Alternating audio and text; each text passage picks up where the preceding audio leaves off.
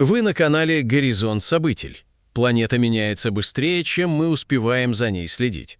Сегодня 11 июня, и прямо сейчас вы увидите главные природные аномалии, катаклизмы и чрезвычайные происшествия, которые потрясли мир за последние 24 часа. Сильный залповый ливень, сопровождавшийся ветром скоростью до 25 метров в секунду и грозой, обрушился на Тюмень вечером 9 июня. За 2 часа выпало около 73% месячной нормы осадков, из-за чего улицы города превратились в бурлящие реки. Южная часть города пострадала сильнее всего. В одном из многоэтажных домов на Тихом проезде разряд молнии выбил стекла в квартире, а на улицах Пермякова, Артамонова и 50 лет ВЛКСМ вода поднялась до уровня капотов автомобилей. Настоящая катастрофа развернулась в новых жилых комплексах Корней и Комарова парк, где хлынувшие потоки затопили подземные паркинги. В это же время в подземном переходе на Пермякова образовался огромный водопад, а жители жилкомплекса «Ботаника» сообщили о затоплении лифтовых шахт. Дорожные бригады и спецтехника всю ночь ликвидировали последствия стихии, очищая забитые мусором ливневки и откачивая воду. По заявлению властей, социальная инфраструктура города не пострадала и продолжает функционировать штатно. Несмотря на то, что в настоящее время большая часть подтоплений уже устранена, расслабляться тюменцам не стоит. В ближайшие дни стихия отступать не намерена. По прогнозам метеорологов, ливневые дожди и грозы будут идти в регионе минимум до начала 3-й декады июня. В Белфасте, столице Северной Ирландии, вспыхнули антииммигрантские протесты, которые быстро переросли в уличные погромы и столкновения с полицией. Поводом для резкой общественной реакции стало нападение с ножом выходца из Судана в северной части города. По сообщениям очевидцев, нападавший пытался обезглавить жертву посреди улицы. Несколько прохожих бросились на помощь пострадавшему и смогли нейтрализовать злоумышленника до приезда полиции. Пострадавший мужчина выжил, но остался инвалидом. Он получил тяжелые травмы шеи и спины, а также лишился левого глаза. Суданский мигрант был немедленно задержан и помещен под стражу. Выяснилось, что он прибыл в страну в 2023 году транзитом через Республику Ирландия, получил официальный статус беженца и разрешение оставаться в Великобритании до 2028 года. Ему предъявлено обвинение в покушении на убийство. Однако кадры нападения мгновенно разлетелись по социальным сетям и спровоцировали колоссальный взрыв возмущения. Сотни демонстрантов вышли на улицы города. Мирная акция протеста быстро переросла в хаос. Радикально настроенные группы заблокировали дороги, подожгли городской скоростной автобус в восточном Белфасте, уничтожили десятки автомобилей и атаковали полицейские патрули, закидывая их камнями и торговыми тележками. Ситуация усугубилась целенаправленными погромами мест проживания мигрантов. В Лендрикс-Рид полиции пришлось эвакуировать целые семьи из захваченных огнем домов. Кроме того, по данным СМИ, радикалы разгромили и сожгли супермаркет ближневосточных продуктов. Для подавления беспорядков на улице Белфаста выведены дополнительные отряды спецназа, задействованы водометы, движение на ряде центральных магистралей полностью перекрыто. Между тем, острая антииммигрантская волна протестов на фоне этого преступления уже вышло за пределы Северной Ирландии, перекинувшись на Лондон, Глазго и Эдинбург. Внезапное и разрушительное наводнение обрушилось на юг американского штата Индиана. Главный удар стихии во вторник приняли на себя города Лейнсвилл и Коридон в округе Харрисон. По сообщениям местных метеорологов, мощнейший шторм за несколько часов вылил на регион месячную норму осадков. В Лейнсвилле зафиксировали более 210 миллиметров осадков.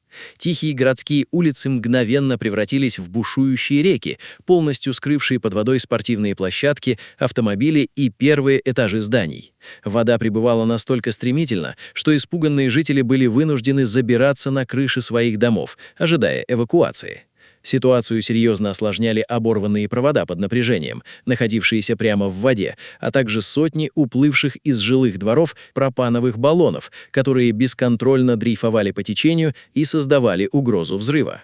Чуть позже этот колоссальный поток устремился по руслу ручья Литл Индиан Крик в сторону исторического центра Коридона, затопив его улицы.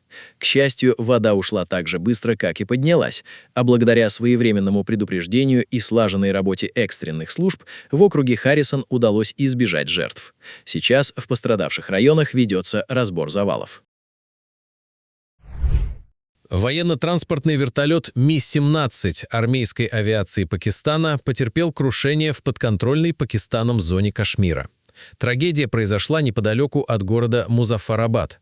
По официальным данным Межведомственного управления по связям с общественностью Министерства обороны Пакистана, воздушное судно рухнуло непосредственно в момент взлета. На борту вертолета, принадлежавшего 21-й эскадрилье, находился воинский контингент, в том числе подразделение пакистанских рейнджеров. В результате авиакатастрофы выживших нет, весь экипаж и находившиеся на борту военнослужащие погибли. К месту падения стянулись гражданские спасательные службы и армейские поисково-восстановительные отряды, которые оцепили район катастрофы. Пресс-служба оборонного ведомства подчеркивает, что причиной крушения послужила внезапно возникшая серьезная техническая неисправность на борту. Военное командование Пакистана распорядилось создать специальную следственную комиссию и начать полномасштабное расследование для детального установления всех причин случившегося. Сильный шторм парализовал север Италии. Разрушительный град и наводнения нанесли огромный ущерб регионам Ломбардия и Венето. За 2 суток этот сектор страны принял на себя удар серии мощных гроз со шквалистым ветром и аномальными осадками. Настоящее бедствие разыгралось в сельскохозяйственных районах, где крупный град буквально уничтожил ягодные плантации, пробив даже прочные защитные сетки фермеров. Настоящий ледяной апокалипсис наступил ночью в провинции Брешия. По сообщениям экстренных служб, дороги за считанные минуты покрылись толстым слоем ледяной крошки, заблокировав движение транспорта. Размер отдельных градин достигал 5 сантиметров в диаметре. Они разбивали лобовые стекла и превратили в решето кузова десятков автомобилей. Уже на следующий день грозовой фронт атаковал центральную часть Ломбардии, превратив улицы городов в бурные реки.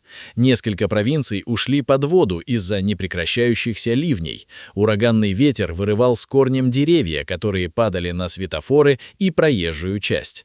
Критическая ситуация сложилась в пригородах Милана. Подземные переходы и низинные участки дорог оказались полностью затоплены. Часть водителей застряли в водных ловушках.